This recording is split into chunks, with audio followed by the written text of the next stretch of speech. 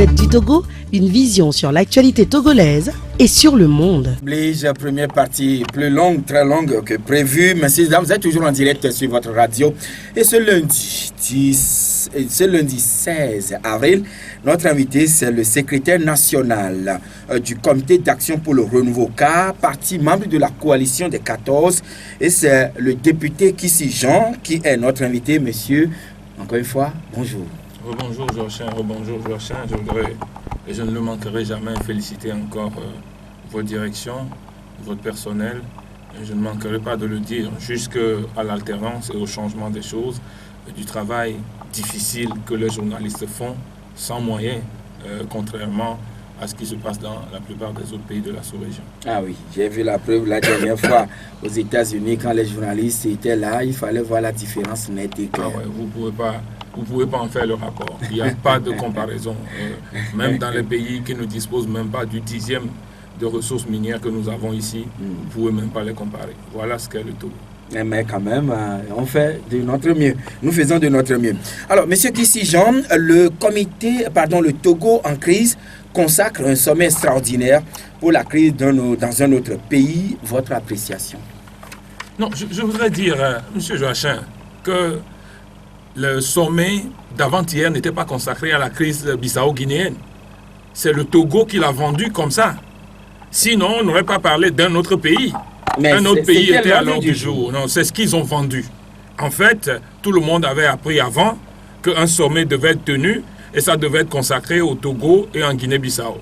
En Guinée-Bissau, les choses étaient presque en voie de résolution. Il s'agissait de venir les confirmer.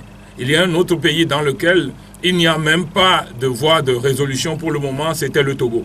Mais le chef de l'État togolais étant président de la CEDEAO, il ne voulait pas perdre la face en mettant sur l'ordre du jour que le sommet était consacré au Togo. Regardez le nombre de lignes qu'il y a sur la Guinée-Bissau et le nombre de lignes qu'il y a sur le Togo. Regardez les éléments. Mais c'est-à-dire que, au moins vous les journalistes, lisez entre les lignes. Le sommet a dit sur le Togo deux choses hautement solennelles.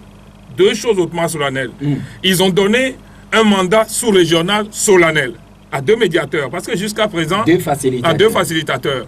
Jusqu'à présent, lorsqu'on parle de la facilitation, on nous oppose toujours quel est le mandat. Est-ce qu'à un sommet, on a donné mandat, que non, que c'est des gens qui ont manifesté leur bonne volonté.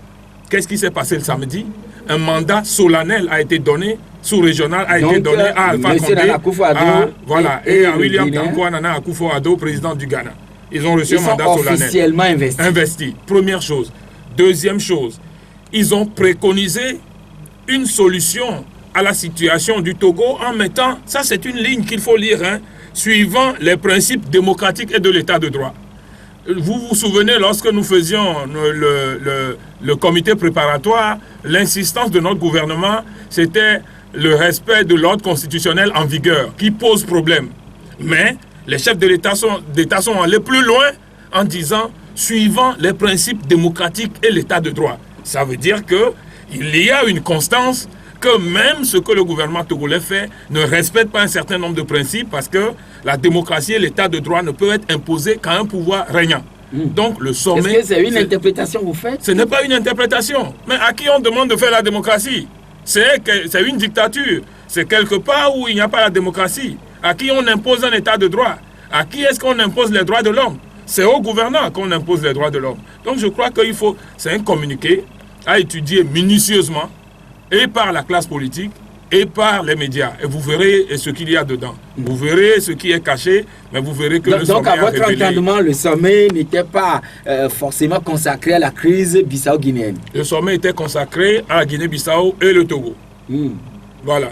Mais quand même, l'ordre du jour, comme je l'avais dit, c'était prioritairement la Guinée-Bissau. Est-ce qu'on a parlé du Togo? Beaucoup de temps. Est-ce qu'on a parlé du Togo, oui ou non? Est-ce que le communiqué Oui, mais est-ce que le communiqué a fait large cas sur la situation du Togo, oui ou non? Voilà, depuis, même quand ils étaient à Abuja, je crois le 16 novembre ou un truc, le Togo, il a été dit que la question du Togo devait en être en marge. Mais notre gouvernement n'a pas voulu accepter parce qu'ils veulent donner l'impression que le Togo n'est pas un pays à problème autant qu'on devait le mettre dans le sommet. Donc, vous sentez que le sommet se tient chez nous. quand nous sommes sortis le samedi en écoutant le communiqué, en voyant la large part qui est faite au Togo et à la Guinée-Bissau, reprenez le communiqué, réécoutez. Vous allez voir que le sommet est consacré en fait à la crise bissau-guinéenne et à la crise togolaise, mais c'est le gouvernement togolais qui a voulu le vendre d'une autre façon. Oui, mais quand même, il a été demandé aussi à la commission de la CEDEAO de s'impliquer davantage pour que d'ici le sommet prochain, des recommandations soient versées, en tout cas remises au chef d'État. Exactement. Je crois que c'est ce qu'il faut faire, c'est ce qu'il y a lieu de faire, parce que le sommet prochain, probablement de juin, va être décisif. Parce qu'à ce sommet-là, le dernier pays en crise dans la CEDEAO, parce que la Guinée-Bissau est en train de se régler. Oui, cette semaine, voilà. Tout va quand le même dernier pays en crise de la CEDEAO sera le Togo, au sommet prochain. Alors, à ce sommet-là, ce sera la fin du mandat du président Sozimna qui pose problème, parce que jusqu'à présent, et c'était l'embarras au niveau d'Alpha Condé et de tout ça hier, c'est que il est le président de la CEDEAO, mais c'est chez lui que le problème se pose. Il est notre patron, des problèmes se posent chez lui, il n'arrive pas à faire l'effort pour le régler. Il n'a aucune volonté pour le régler, le problème se pose. En juin, son mandat ira à la fin et quelqu'un d'autre va prendre. Les supputations vont montrer que ce sera le Nigeria, mais on ne peut pas encore le dire. Alors, peut-être que le sommet se tiendra même à Abuja. Et le cas le plus frappant qui sera là-bas, c'est le cas du Togo. Donc, je crois que nous avons intérêt. Donc, il y a bon espoir qu'après la Guinée-Bissau, maintenant, les chefs d'État s'attardent sur la situation conflictuelle au Togo. C'est la situation qui restera. À moins qu'une autre situation explose. Hein. Mais, dans l'état actuel des choses, d'ici juin 2018, c'est la situation qui restera. Donc, il est de bon ton que le pouvoir du Togo prenne conscience et que nous réglons nos problèmes. Sinon, c'est le Togo qui sera à la table au sommet de juin et au changement de la présidence d'exercice de la CEDEAO. Oui, mais il vous est demandé, vous, les acteurs politiques aussi, de contribuer à ce que la paix soit préservée. Ce que nous faisons depuis. Nous ne faisons que ça. Et Patrick Lawson, dans l'interview qu'il a accordée tout à l'heure, a révélé un certain nombre de choses. Si il n'y a pas de problème au Togo depuis le début de notre législature jusqu'au 19 août, c'est que nous avons avalé toutes les couleuvres. Le bureau de l'Assemblée nationale que nous avons n'a pas le droit d'être. Ça viole le règlement intérieur de l'Assemblée. Et pourtant, nous l'avons supporté jusqu'à présent. Ça fait combien d'années que notre premier vice-président de l'Assemblée nationale a été pris comme Premier ministre? Depuis... Vous faites allusion au Premier ministre Lom Klassou. Depuis 2015. Et on est en 2018. Et il n'a pas été remplacé. Alors que le règlement intérieur... Son poste est toujours vacant à l'Assemblée? Son poste est resté vacant. C'est-à-dire qu'il y a des choses incroyables. Il y a de l'archaïsme qui se passe au Togo. Le poste du vice-président Klassou est resté vacant jusqu'à l'heure où vous et moi, nous parlons aujourd'hui. J'ai posé la question 4 fois. Parce que ça aussi, c'est la violation du règlement intérieur. Notre règlement intérieur nous impose que juste à la deuxième ouverture, après sa nomination, que le constat soit fait et qu'il soit remplacé. Et à plusieurs reprises, j'ai précisé que comme le bureau a été mis en place en violation du règlement intérieur, le fait que le Premier ministre Klassou n'est pas là doit être une occasion pour que le bureau qui est en place puisse démissionner et qu'on refasse le bureau qui représente la configuration de l'Assemblée nationale. À chaque fois, le problème a été pris par le président Dramani de manière ironique et on ne l'a pas réglé jusqu'à aujourd'hui. Non, allez, ou bien allez le Premier vérifier. ministre cumule, mais ce n'est pas quand même les règles ou bien les pratiques en la matière. Non, de toutes les façons, il y a violation, il y a incompatibilité. Donc je ne sais pas si c'est un cumul qu'il fait, mais en réalité, il y a incompatibilité. Oui. Voilà la situation grave dans laquelle le Togo se trouve. Je dis, depuis que le président Faure est élu, il est proclamé, le président on ne dira même pas élu, il est proclamé en 2015, où il s'est autoproclamé 2015, j'ai dit que tout ce qui se fait au Togo est une calamité. Regardez tout ce qui se fait sur le front social. Tout ce qui se fait est une calamité. Regardez, mais sur le front social, les médecins ont des problèmes parce qu'ils n'ont pas de machines. Les enseignants, le ministère de la fonction publique lui-même, on n'en parle plus. Les élèves n'ont pas pu avoir la moitié de leur temps de travail qui leur est destiné, donc la moitié de leur programme. Ça, c'est un pays. Et devant ça, celui qui dit qu'il est président de la République, il s'enferme dans son bunker là-bas, il fait les voyages et il s'en fout. Mais c'est du foutage de gueule ce qui se passe au Togo. Oui, mais quand même, il a des collaborateurs, même, il a formé des groupes de travail par-ci, par-là, pour, en tout cas, essayer de régler ces problèmes en profondeur. Il a formé des groupes de travail? Oui. Qu'est-ce qu'on a promis aux enseignants? Que leur problème allait être réglé, un problème qui dure depuis et qui a été traité par dilatoire, devait être réglé avant la rentrée 2017. On est aujourd'hui en 2018. Et c'est après 2018 qu'on crée encore un groupe de travail pour renvoyer le travail. Vous ne comprenez pas que ces gens du pouvoir-là, quand ils n'ont pas la capacité de régler un problème, ils le renvoient à des comités ou à des groupes de travail. Heureusement que la fin s'annonce. Toutes les révélations disent que la fin s'annonce, heureusement. Vous êtes devenu un croyant Non, mais ils le savent. Ils le savent que tous les signaux disent que c'est la fin. Et ils le savent, moi je vous dis. Ils le savent. De par plusieurs créneaux, ils savent que la fin est proche. Le langage qu'eux-mêmes utilisent en secret, c'est ça. Que la fin est proche. Les signaux qu'ils reçoivent, les indices qu'ils reçoivent et les inquiétudes qu'ils ont leur disent que la fin est proche. Heureusement. La fin est proche. Dites-vous. Mais quand même, monsieur Kissi, à l'Assemblée nationale, vous êtes député également, mais le président de cette institution a fait constater que c'est un gâchis. Ce serait plutôt un gâchis pour vous si vous quittez aujourd'hui ou bien vous bouclez votre mandat, c'est-à-dire la 5e législature, dans le déchirement, dans la méfiance, etc., etc. Je l'ai rappelé à la dernière séance que nous avons eue.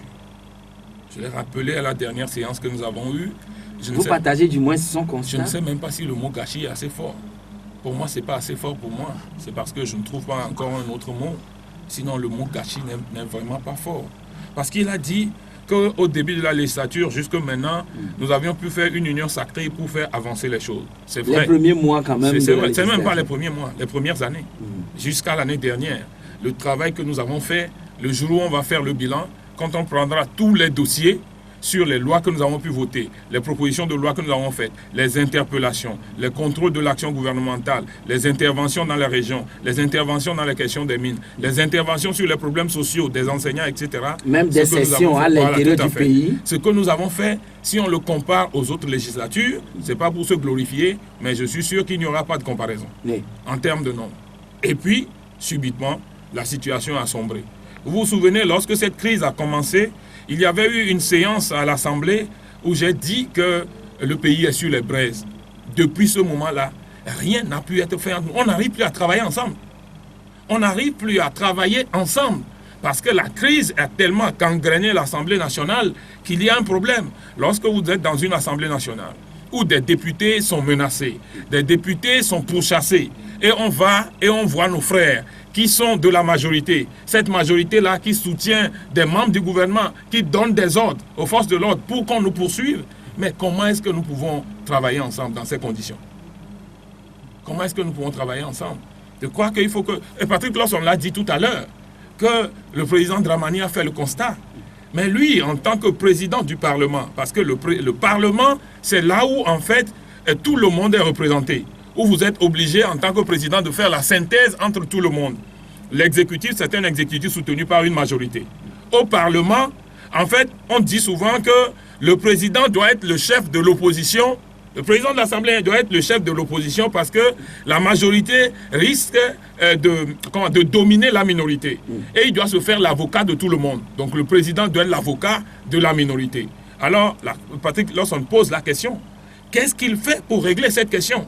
Il a le devoir et le droit de parler à l'exécutif, de dire, parce que nous sommes obligés d'être ensemble à l'Assemblée, vous êtes seuls ici, parce que nous sommes obligés de travailler ensemble pour l'avancée du pays, vous ne pouvez pas rester dans cette position, vous êtes obligés de nous faire avancer. Et il a fait croire, il a laissé entendre M. Patrick Lawson, comme quoi c'est comme si les députés de la majorité étaient devenus porte-parole ou le micro du gouvernement. Non, plus même.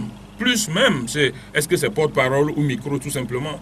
Non, c'est des caisses de résonance. Et moi, je dis souvent, il arrive des moments où ils avalisent des lois contre nous-mêmes parce qu'ils veulent soutenir le gouvernement, parce qu'ils veulent soutenir M.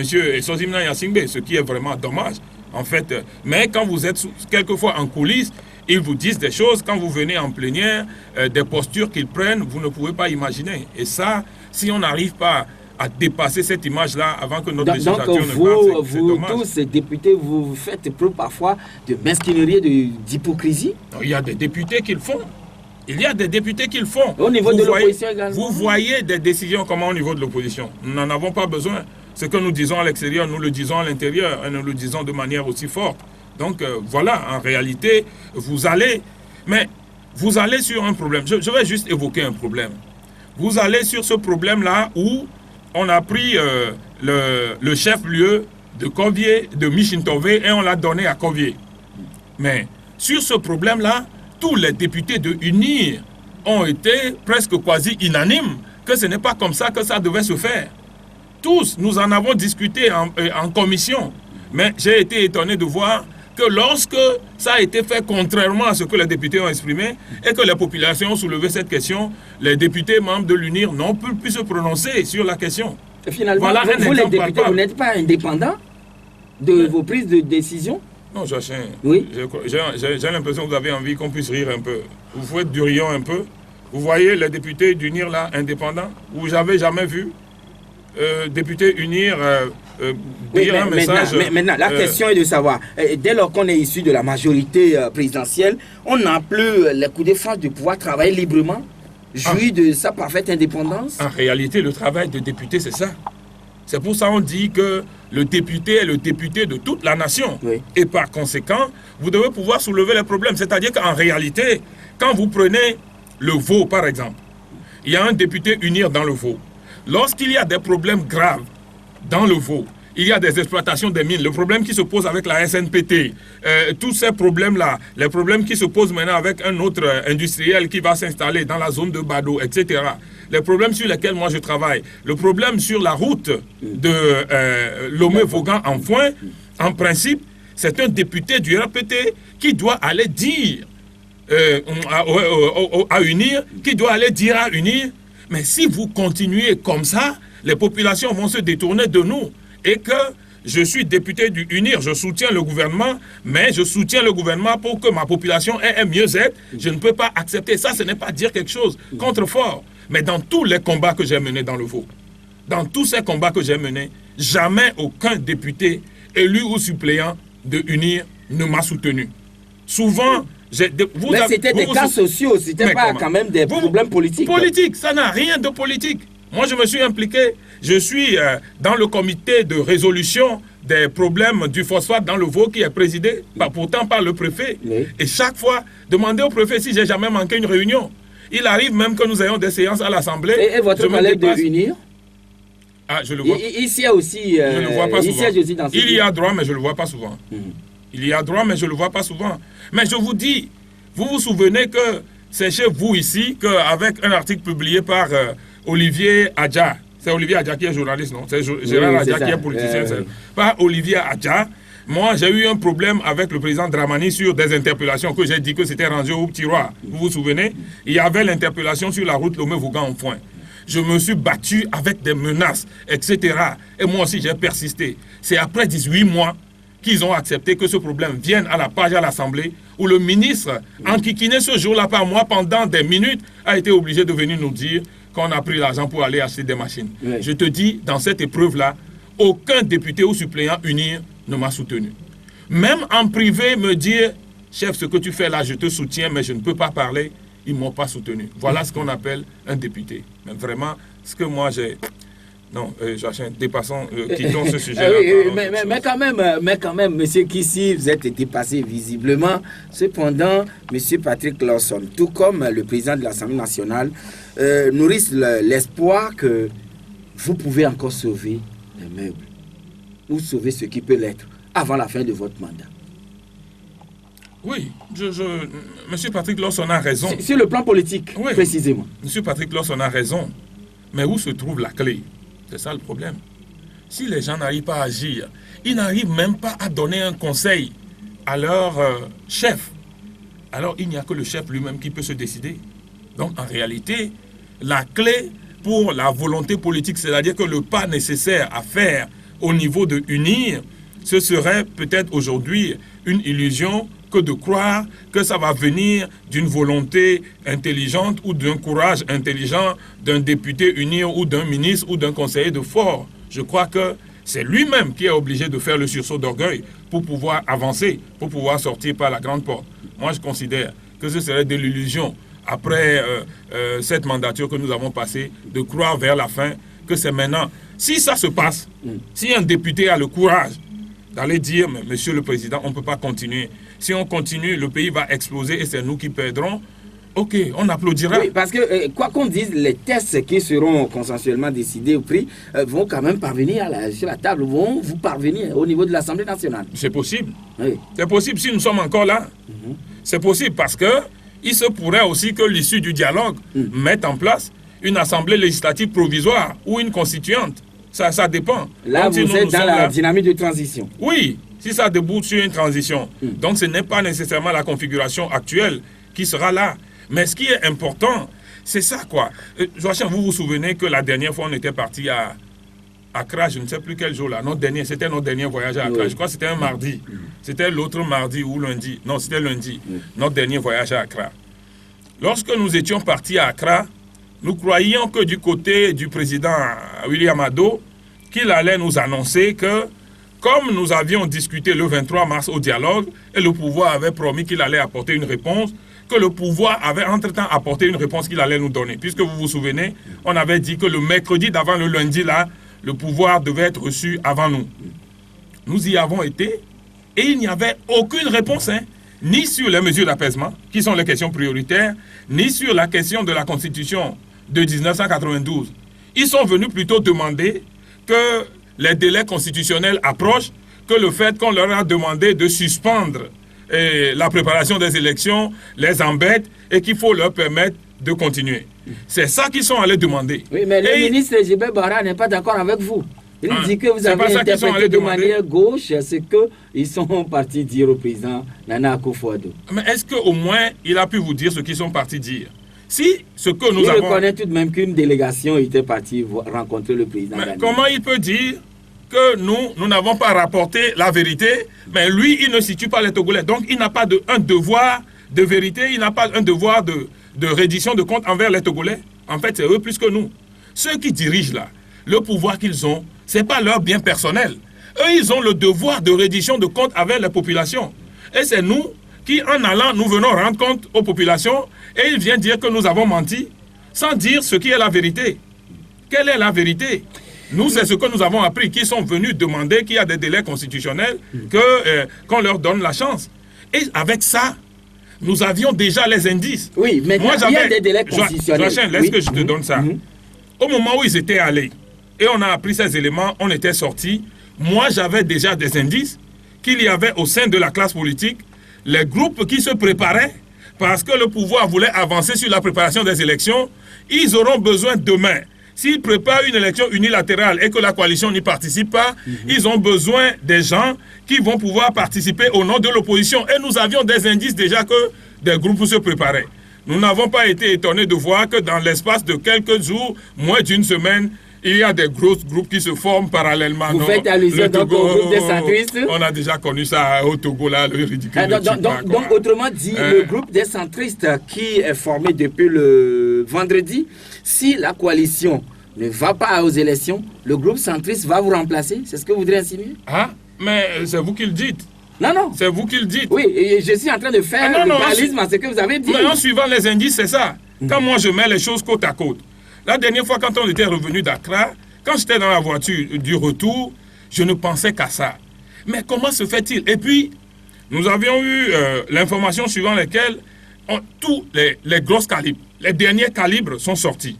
Donc, moi, j'ai compris que si les derniers calibres étaient sortis, c'est que... Vous faites allusion au ministre Barry Moussa Barké, Dama Dramani, soliste qui est ça, etc. C'est vous qui les connaissez. Vous êtes un bon journaliste. De toute façon, donc vous êtes, allez-y. Non, vous êtes un bon journaliste. Non, mais vous imaginez que quand ces gens-là sont sortis, que vous-même vous citez, c'est que vous croyez qu'il y a une importante décision qui sera annoncée, non? Il y a une décision de niveau capital qui sera annoncée.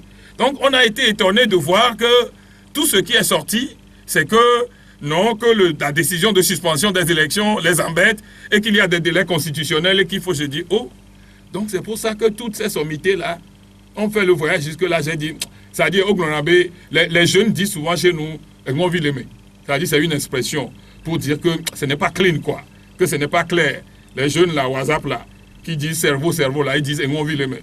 J'ai réfléchi dans le véhicule, j'ai dit non, il y a quelque chose, quoi. Et c'est après que j'ai compris qu'il y a un processus qui était déjà en cours, qu'on ne peut plus retirer parce que vous voyez des groupes se former qui vont accompagner, unir s'ils veulent forcer sur les élections pour qu'ils aillent dire à l'extérieur que l'opposition est présente et dit non. Mais ça, c'est du déjà vu. Ah oui, mais quand même, monsieur Kissi, la marche a été interdite. Mais pourquoi avez-vous fait fi de la décision portant interdiction annoncée par le gouvernement et selon le ministre Guy Lorenzo? Vous pouvez nous montrer où cette décision est constitutionnelle ou suivant la Constitution, qu'est-ce qui les autorise à cette décision-là? Vous voulez, c'est-à-dire ce que vous voulez du peuple togolais, c'est qu'on se plie devant la dictature, c'est ça? Les combattants de la démocratie, vous venez leur dire de se plier à la dictature. Moi, je dis souvent aux gens, vous nous avez vus là. Moi, depuis mes 20 ans, j'ai offert ma vie pour ce pays. Et c'est lorsque j'ai dépassé la quarantaine, je vais vers la cinquantaine, que je vais courber l'échine devant la dictature. Non. Alors, vous savez, j'évoque toujours un événement qui m'a marqué. Et là, c'était encore Maître Agbouibo. Vous vous souvenez qu'il avait été arrêté, emprisonné. Lui-même, il était avocat. Lorsqu'il est sorti de prison, il est venu en France. Je rappelle ça toujours. Je lui ai dit, mais tu as eu toutes les informations. Tu es toi-même au sein de la justice. Tu es un avocat, l'un des grands avocats. Donc, tu as eu toutes les informations qu'on devait te mettre en prison. Et tu sais tous les risques que ça pouvait apporter. Et pourtant, tu es resté là et on t'a mis en prison. Maître Agbouibo m'a répondu, si vous êtes un politicien, un combattant de la démocratie, attends-toi à deux choses. C'est la prison ou c'est la mort. Que pourquoi il devait fuir? Ça m'a donné une leçon. Et j'ai dit, mais qu'est-ce qu'il y a? Qu'est-ce qu'il y a? Il n'y a rien de nouveau sous le soleil d'Afrique. Et donc, ce à quoi on a assisté, comment l'expliquez-vous? Vous allez nous répondre tout de suite. Et il s'agit du député Kissi Jean, secrétaire national du comité d'action pour le renouveau, parti membre du groupe des 14, autrement dit de la coalition des 14 partis de l'opposition. La coalition a appelé à une manifestation, en tout cas à une série de manifestations la semaine dernière, mais ces manifestations ont été étouffées par les forces de l'ordre et de sécurité, parfois ajoutées en tout cas des forces de défense. Alors, monsieur Kissi, les points de départ de vos manifestations la dernière fois ont été investis, envahis par les forces de défense et les forces de sécurité. Comment avez-vous expliqué cette situation?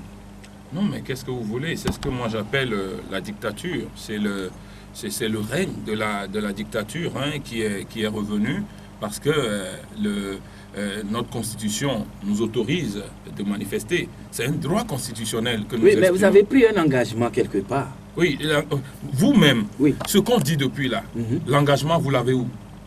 Mais c'est quand même au niveau du comité, comité préparatoire du dialogue. Non, j'ai le texte. C'est vous-même qui avez travaillé sur cela. J'ai le texte du comité préparatoire, je suis un des acteurs. Oui, vous ne trouverez nulle part dans ce texte où on vous dit que l'opposition a pris un engagement. Ça, c'est un. Deuxième chose, c'est l'illusion qu'on vous a fait. Vous pouvez prendre le règlement intérieur, prenez-le, je vous donnerai le temps de le fouiller après. La seule mention de la suspension des manifestations vient d'un communiqué signé par les deux représentants des facilitateurs. Et ce n'était même pas une décision qui avait été prise. Je vais vous lire quelque chose. Peut-être ça va vous... On dit, Monsieur Akufo, le président Akufo-Addo a par ailleurs exprimé sa satisfaction quant au progrès considérable réalisé sur un certain nombre de questions. Ça, c'est le 23 mars, le communiqué. Notamment la suspension des manifestations depuis la dernière séance du dialogue en février 2018, les progrès réalisés sur les questions électorales, la libération de quelques-uns des prisonniers politiques demandés par la coalition des 14 partis.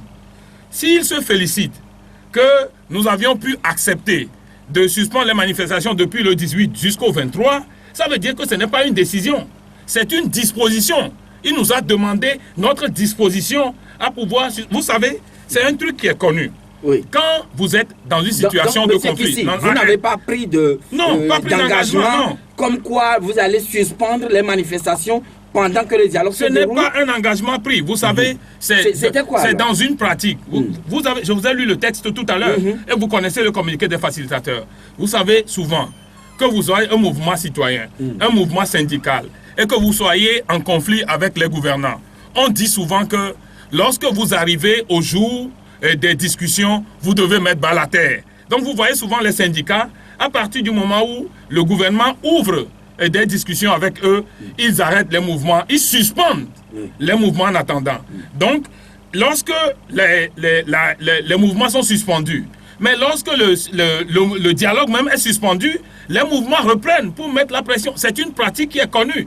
Comme il y a des pratiques parlementaires, il y a des pratiques de constitution. C'est une pratique qui est connue. C'est une sorte de cessez-le-feu? Oui, c'est comme une sorte de cessez-le-feu. Et quand le gouvernement fait des choses contraires, ou bien ses engagements ne sont pas respectés, c'est notre droit constitutionnel de retourner dans la rue. Oui, et le président l'a reconnu la deuxième fois. Oui, mais lorsque le dialogue est suspendu et que le gouvernement fait des choses contraires à l'esprit du dialogue... Est-ce qu'il vous a été notifié que le dialogue est suspendu? Mais nous constatons, ou bien est-ce que nous ne sommes pas des hommes? Nous constatons, vous savez, il y a 2 piliers sur lesquels ce dialogue fonctionne. Oui. Du côté du parti au pouvoir, il y a un pilier qui est basé sur les mesures d'apaisement et la cessation du processus électoral. Et chez nous, il y a un pilier qui est basé sur la suspension des manifestations. Voilà les 2 piliers sur lesquels le dialogue fonctionne. Suspension processus électoral, voilà. suspension manifestation. Processus électoral, mesures d'apaisement, et de l'autre côté, suspension des manifestations. Mais il s'est fait que, jusqu'à la date d'aujourd'hui, les mesures d'apaisement ne sont pas satisfaites. Parce que jusqu'à présent, il n'y a que la moitié des gens qui ont été libérés, mais on continue d'arrêter d'autres et de les ajouter. Alors, à partir du moment où ce premier pilier est fragilisé par le pouvoir, nous sommes obligés de mettre la pression sur le pouvoir. Et c'est là que revient notre droit de manifestation que nous reconnaît la Constitution. Lisez l'article 30 de la Constitution. Mais quand ils disent facilement que les manifestations sont interdites, et puis nous devons nous plier à ça, mais le ministre Zoupessi ne peut pas faire sa loi et à toute une république, et puis nous allons croiser les bras et le regarder. Ça, je le lui ai déjà dit. Est-ce que cette décision était aussi étendue jusqu'aux organisations de la société civile? Mais ça, ce n'est même pas possible. C'est-à-dire que ça, c'est du ridicule. C'est parce que le ridicule ne tue pas. Quoi? C'est parce que les politiques... Donc la décision à laquelle on fait allusion, c'est le ministre Thibou Camara de la Guinée et Kandapa Albert du Ghana qui avait donc demandé cette suspension dans une déclaration qu'ils avaient pondue. Tout à fait. Après vous avoir consulté quand même. Simple, c'était ça. C'est eux qui ont signé. Et vous le... Mais je vous dis... Est-ce que cela est étendu Joachim, attendez. Non, c'est ce que je dis. Joachim, lorsque votre direction aujourd'hui vous fait quelque chose, et que vous, les gens dans la radio, vous avez envie de vous mettre devant la radio là-bas, devant la direction, et de manifester. On va vous dire que c'est parce que des partis sont au dialogue pour des problèmes politiques que vous n'avez pas manifesté. Lorsque les médecins ont un problème et ils ont envie de manifester vers le ministère, mais en quoi ce que nous faisons concerne les mouvements syndicaux? En quoi? Il y a eu le dialogue politique national de 2006. Il y a eu le gouvernement de transition conduit par Maître Abouibo. Est-ce que pendant tout ce processus-là, on a interdit aux organisations de la société civile et aux syndicats de manifester? Pourquoi c'est aujourd'hui qu'on utilise? Mais c'est-à-dire que moi j'ai dit, ce gouvernement c'est une calamité, quoi. Mais c'est incroyable. C'est du non-droit total, c'est de la dictature, mais j'ai jamais vu ça. Et ça là, au 21e siècle, pendant que tous les pays de la sous-région est-africaine ont connu l'alternance. Oh Joachim, nous n'avons pas un peu de scrupules au Togo?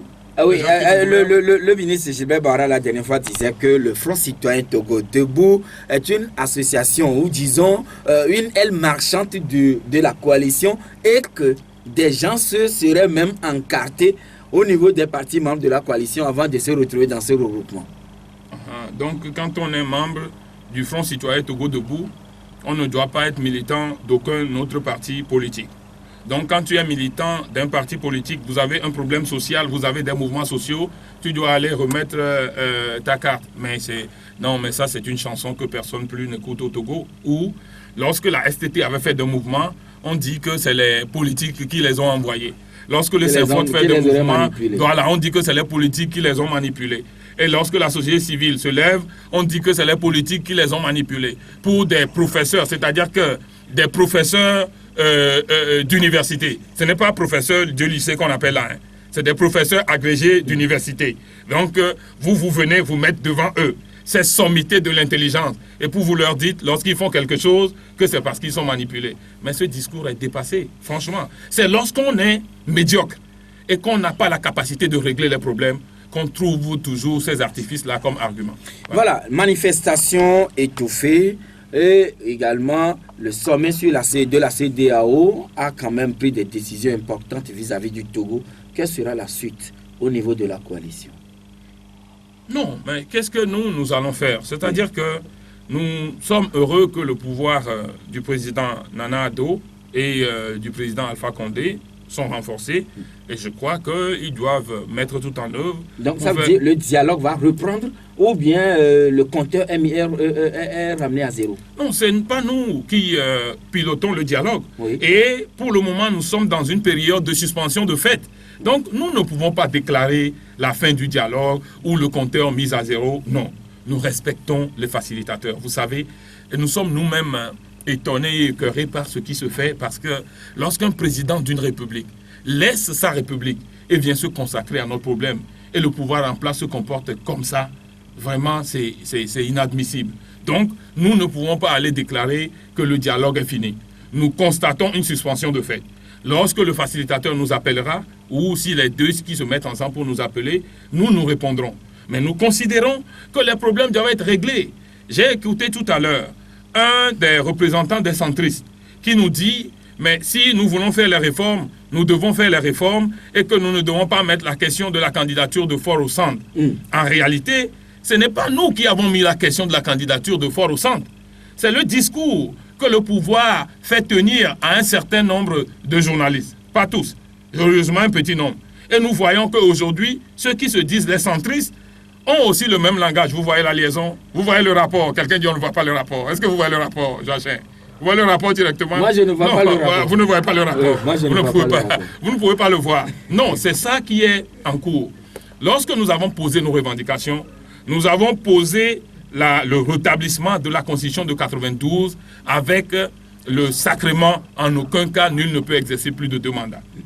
Et c'est la délégation du pouvoir qui a dit que quel sort sera réservé à notre champion. C'est la délégation du pouvoir qui a ramené ça. Tel que vous le dites. Mais ils l'ont posé, le président Nana dit, mais nous on a tourné longtemps autour de la question. Le président Nana nous dit, mais la question centrale. Oui. Nous disons non, la question centrale c'est le rétablissement, que la Constitution de 92 a un certain nombre de fondamentaux. Parmi les fondamentaux, il y a encore cette expression, en aucun cas, si c'est obtenu, les populations vont applaudir. Mais pendant que nous développons ça, le président Nana continue de nous dire la question centrale. On développe, il continue de nous dire la question centrale. Et arrivé un moment, on lui pose, mais quelle est la question centrale? Il dit que nos amis veulent savoir que cette disposition, en aucun cas, touche le président qui est en place et que nos amis veulent savoir quel est le sort réservé au président en place. Ce n'est jamais. Non, la coalition ne peut jamais aller à ces élections et poser la question d'un homme. Pourquoi c'est la question de M. Eswazimna Yassibwe qu'on va poser et pas la question de Jean-Kissi, par exemple? Monsieur Faure Eswazimna Yassibwe, c'est lui qui est au pouvoir. Oui, mais il a été ministre, il a été député, non? Oui. Moi aussi, je suis député. Alors? On a vu le travail qu'il a fait en tant que député, on a vu le travail que je fais. Donc, j'ai aussi la capacité d'être quelque part. Pourquoi, en allant au dialogue, on ne pose pas la question de Jean-Kissi? Pourquoi on ne pose pas la question de Tikpi Adjadam? Pourquoi on ne pose pas la question de Jean-Pierre Fabre? Donc, si je comprends très bien, pourquoi pas de Kissi, Maître Agbogbo qui a été Premier ministre de la Transition et que c'est la question de Faure qu'on pose? Pourquoi? Est-ce qu'aujourd'hui, la coalition est dans la disposition selon laquelle il faudrait aller aux réformes et maintenant, la question de la candidature de M. Faure Gnassingbé soit réglée par la Cour constitutionnelle? La question, c'est qu'il faut faire les réformes. Il faut rétablir la Constitution de 92 sans rendre cette question-là personnelle, sans mettre le nom de quelqu'un au milieu. Nous, c'est une constitution... Oui, monsieur, entre-temps, vous disiez ramener la Constitution de 92 avec ses implications. Oui, mais ramenons la Constitution de 92, ça, c'est les réformes. Oui. Les implications, ce n'est pas les réformes. Ramenons la Constitution de 92 et puis après, nous allons discuter des implications. Pourquoi on veut bloquer le dialogue en ramenant la charrue avant les bœufs? Pourquoi on veut mettre la question 2 comme conditionnalité de la question 1? Les Togolais, monsieur Joachim, vous avez la capacité, ou quelqu'un dans votre famille a la capacité d'être président un jour. Donc, il n'est pas question qu'on vienne prendre le nom de quelqu'un et qu'on le met au sein de la transition. Ce qu'ils ont ramené le 5 septembre 2007, ils avaient dit... 2017. Ils avaient dit que les députés aussi vont faire 2 mandats. Il doit avoir limitation du mandat. Mais l'article 158 dit cela ne sera pas pris en compte. Ce qui n'est connu nulle part parce qu'à chaque élection, l'Assemblée est renouvelée partiellement. Mais, je vous dis, moi, Jean Kissi ici, si on nous dit que notre mandat doit être limité à un seul pour que le président Faure aussi ne se présente plus, moi je suis d'accord. S'il ramène le texte là, si moi, mon mandat, on ne me donne même pas 2, on me donne un seul, et que c'est la condition pour que le président Faure aussi ne fasse pas la honte au Togo de se positionner pour un 4e mandat. Oh, je vais applaudir. Monsieur Kwame est en ligne avec nous. Monsieur Kwame, bonjour. Oui, nous vous écoutons. Comment vous allez? Bien. Bonjour à notre invité. Bonjour, monsieur Kwame. J'allais m'énerver si ça avérait que c'est l'opposition qui a énoncé ce débat de la candidature du président de la République. Ok. Oui. Franchement, quand vous venez de le dire, c'est une bassesse. C'est ça. Les 7 millions ne peuvent pas aller au dialogue pour aller discuter de leur candidature. C'est ça. Et là, on ne peut pas opposer une candidature aux autres millions de la société. Ma question est la suivante à savoir. Le régime s'est assis dans une chambre froide qui est tellement froide et que cette question de candidature doit être discutée en divers au dialogue. Maintenant, pour pouvoir réchauffer cette chambre, il faut attaquer la CENI, il faut attaquer les conditions électorales et que notre cour constitutionnelle soit revisitée, passant par les États-Unis pour une élection libre et équitable. Est-ce que vous êtes prêt à aller dans ce sens? D'accord, merci, bien noté pour vous. Kokou, bonjour. Kokou, vous êtes là? Oui, nous vous écoutons. Oui, bonjour monsieur Kokou, c'est ça? Oui. Merci, monsieur Kokou. Oui. Est-ce qu'on a l'impression que les Togolais veulent la résolution de cette crise?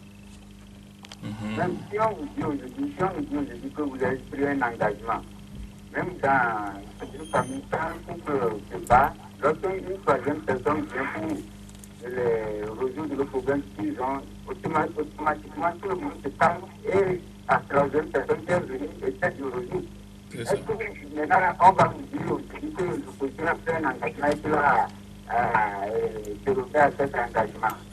Secondo, lorsqu'on nous parle, sur le plan juridique, il y a des fonctionnaires qui nous ont dit que si on nous remet la condition de 92 à l'article qui fait mention de en aucun cas, il ne peut faire plus de 2 mandats. Si cet article revient, juridiquement, ça n'empêche pas M. Faure d'appliquer.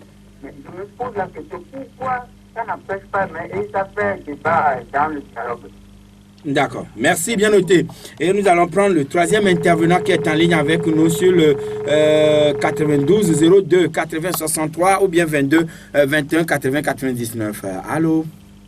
Bonjour, monsieur Joachim. Oui, bonjour, cher ami, c'est monsieur? C'est monsieur Victor. Nous vous écoutons. Je tiens à remercier l'honorable. J'ai souvent posé si UNI veut se montrer comme un parti qui aime tous les Togolais. Les gens qui l'a déjà posé. Toi, Joachim, souvent je te pose la question et à Hama. Quand est-ce qu'on formera une constitution à l'image de Jacob Hama ou bien toi, Joachim? C'est ça. Cher ami Victor, oui, cette chanson, vous l'avez fredonnée à plusieurs moments, à plusieurs reprises. Alors là, allons à l'essentiel, oui. Oui, c'est bien beau qu'on dise que candidature unique là. Et ça passe comme d'autres, voilà, comme il a dit, même pour les parlementaires. Bon, voyez, voilà, l'autre là, Olympia a déjà abandonné la présidence. Pourquoi certains tiennent toujours à maintenir le pays dans la crise? D'accord, merci, bien noté, cher ami. Alors, monsieur Kissi, le dernier intervenant, vous l'avez écouté. Oui, il a bien dit que pourquoi vous ne voulez pas qu'on fasse une constitution à l'image de Jacob Hama et vous voulez qu'on fasse une constitution plutôt à l'image de M. Sozimna Yassingbe. Moi, je dis, il faut applaudir. Vraiment, les Togolais sont intelligents et sont visionnaires. C'est leurs gouvernants qui n'ont aucune vision. Je reviens à la question de M. Kokou, qui pose la question juridique, que ces gens ont dit que si on met, que ça ne frappe pas fort, mais eux-mêmes, ils viennent encore dire. Non, à M. Kokou, je voulais lui dire peut-être une chose que on a relevé, que j'ai suppris hier dans un document de M. Norbert Zongo. Je ne sais pas si vous vous rappelez de ce journaliste. Oui, Burkinabé. Voilà. Il dit, en Afrique, la compromission des peuples s'effectue à 3 niveaux. Et je ne vais vous livrer que le premier niveau. Et le premier niveau est constitué d'intellectuels opportunistes qui se servent de leurs connaissances livresques pour aider les dictateurs à donner un contour idéologique et politique à leur tyrannie. Le tyran peut voler, tuer, emprisonner, torturer, il sera défendu, intellectuellement réhabilité par des cerveaux, entre guillemets, au nom de leur propre intérêt. Résultat, la plupart de ces intellectuels finissent par s'exiler ou sont froidement exécutés ou se suicident en prison. Les plus heureux sont ceux qui sont dépouillés de leurs biens et de leurs privilèges avant d'être jetés en pâture au peuple. Un tyran n'a pas d'amis éternels. Donc, pas les tyrans eux-mêmes, non. Je crois que c'est une simple réponse que je veux vous donner à ce lot d'intellectuels, de juristes dont vous parlez par l'entremise de cet écrit de journaliste de feu mémoire, Norbert Zongo. Et donc, Monsieur Kissi, un autre internaute pose la question de savoir, jusqu'à quand allez-vous vous entendre pour résoudre le problème qui emporte la vie des honnêtes citoyens? Là, il vous pose la question en tant que député, parce que vous êtes député élu de la nation. Oui. Vous étiez là, beaucoup de Togolais ont perdu leur vie. Oui. Et vous n'avez rien dit. Mais celui qui fait le problème n'a qu'à lever le pied. Ce n'est pas les députés qui ont décidé qu'on tue 800 Togolais en 2005. À qui profite le crime? C'est la question que les gens doivent se poser. Quelqu'un a posé la question tout à l'heure, pour de savoir, c'est le premier intervenant, pour demander est-ce qu'il ne faut pas attaquer les autres questions. Mais il a raison. Oui, là, c'est le débat de fond. Oui, mais vous n'avez pas encore démarré. Oui, mais c'est UNIR qui a bloqué le dialogue par la question de la candidature de M. Essozi Mnanya.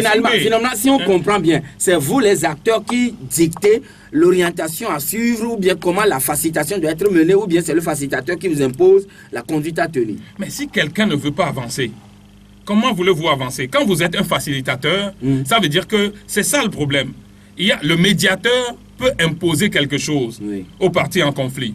Mais le facilitateur est obligé d'avancer des idées et essayer de trouver un compromis. Qui a subtilement dévié le truc que ce ne soit pas médiateur pour la crise togolaise, mais que ce soit facilitateur. Je ne sais pas à quel niveau ça a été. Nous, on a utilisé tous les termes hier, samedi, on parlait par rapport au cas Bissau-Guinéen, on disait médiateur. Oui. Mais pour le cas togolais, on parle de facilitateur. Oui, mais peut-être dans le processus où on est, si ces gens sont toujours têtus, on sera obligé peut-être de renforcer le mandat des facilitateurs et d'en faire des médiateurs. Joachim, écoutez cette partie du règlement intérieur.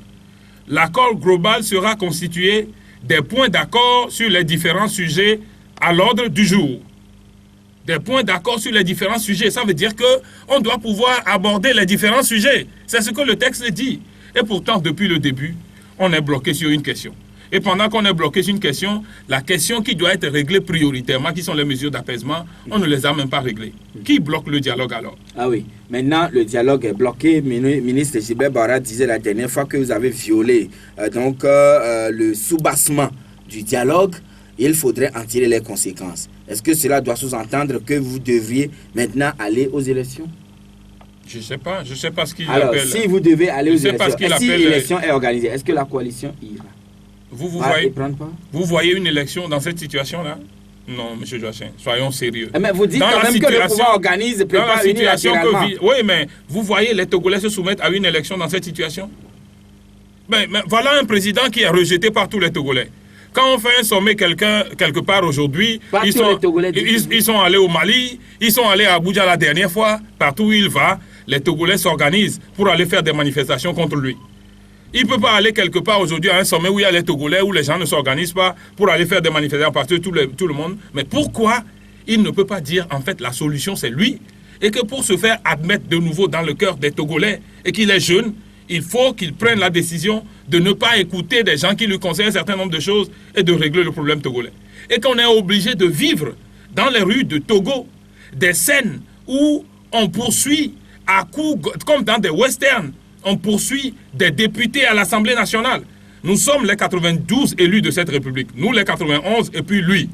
Et que des forces de l'ordre puissent recevoir la mission, on ne sait pas qui est le donneur d'ordre, de poursuivre des députés, des chefs de parti dans la rue, qu'on encercle leurs véhicules, qu'avec des crosses de trucs, qu'on détruit, qu'on caillasse leurs vitres, qu'on se positionne pour tirer des gaz dans leurs véhicules. Moi, je dénonce avec la dernière rigueur ce qui s'est passé la dernière fois, et ce qu'on nous a fait, et l'attaque personnelle qu'on a fait à Jean-Pierre Fabre au niveau de Winas, au niveau de Atido Gomé. Mais c'est inimaginable. Mais nous sommes où là? Nous sommes où? Mais je crois que quand les politiques ont des problèmes, unir est un parti, nous sommes aussi une coalition. Et quel appel lancez-vous alors au pouvoir et à vos camarades de l'opposition? Les forces de l'ordre n'ont qu'à nous laisser régler nos problèmes. Ils n'ont qu'à dire que ce n'est pas leur mission. Il ne faut pas qu'ils acceptent qu'un camp les utilise comme un autre camp. Parce que demain, peut-être nous allons discuter. Et demain, nous irons dans l'accord que nous allons trouver à une amnistie peut-être pour les forces de l'ordre pour pouvoir calmer ce pays. Peut-être qu'ils estiment que vous troublez l'ordre public. Ils estiment que nous souvent, trouvons l'ordre public. C'est ce qu'il a dit. Quand des gens de UNIR, cagoulés, sont dans les rues, eux, ils ne troublent pas l'ordre public. Et le président de la République dit que c'est des forces d'autodéfense. Et quand nous manifestons les mains nues, on dit que c'est nous qui troublons l'ordre public. Est-ce que c'est l'ordre public lorsque nous sommes rassemblés au siège de la CDPA? C'est eux qui ont payé le siège de la CDPA pour nous. Lorsque nous sommes rassemblés là-bas, les nôtres sont rassemblés là-bas, ils viennent les encercler. Et ils utilisent les gaz lacrymogènes. Comment dans un petit bureau on trouve l'ordre public? Joachim, au moins dis-moi ça. Comment dans un petit bureau où nous sommes rassemblés, on trouble l'ordre public? Je ne saurais répondre, monsieur Kissi, Jacques. Messieurs et dames, c'est fini donc pour aujourd'hui. Kissi, votre mot, très rapidement, quelques secondes. Non, moi j'en appelle encore à la détermination du peuple. C'est tout ce que je peux appeler. J'en appelle. On ne peut pas utiliser une recommandation d'un chef d'État pour essayer de bloquer tous les secteurs sociaux de la République. Tous les secteurs sont en crise. Levez-vous. Oh non, mais vous devez interpeller quand même le chef de l'État à ce qu'il trouve rapidement solution à tous ces problèmes. Mais je l'ai interpellé dans la dernière partie de mon émission. Monsieur je n'ai fait que l'interpeller. Merci. Voilà, messieurs, dames, c'est fini donc pour aujourd'hui. Merci à tous qui nous avez reçus chez vous.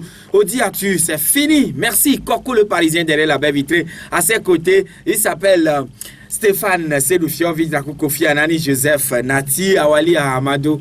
Et juste à mes côtés ici en studio, il s'appelle Romuald Delanceau et qui va donc vous permettre de suivre aussi cette émission sur la gazette du Togo.com. Bonne journée à toutes et à tous.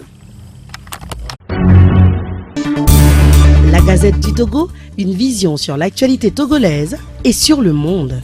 Rejoignez-nous sur le www.lagazettedutogo.com ou sur nos comptes Facebook, Twitter et YouTube. Pour tout contact, écrivez à contact@lagazettedutogo.com ou appelez le 92 80 88 53. La Gazette du Togo, c'est l'information en continu.